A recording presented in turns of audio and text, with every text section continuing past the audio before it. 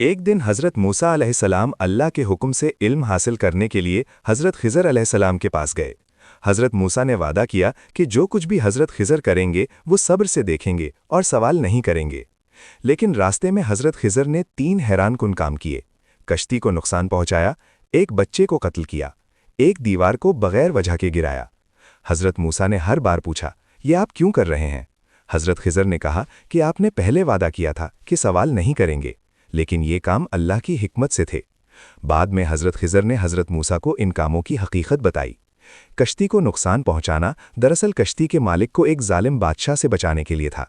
बच्चे को कत्ल करना उसके वालिदैन की बेहतर जिंदगी के लिए था, क्योंकि बच्चा बड़ा होकर बड़ा जुल्म करने वाला बनने वाला था। दीवार के गिरने का मकसद छिपे हुए खजाने को महफूज करना था, ताकि ज़रूरतमंद उसे ले सकें। सबक: कभी कभी अल्लाह की हिकमत हम पर वाज़े नहीं होती, लेकिन हर काम के पीछे एक बड़ी मसलहत होती है।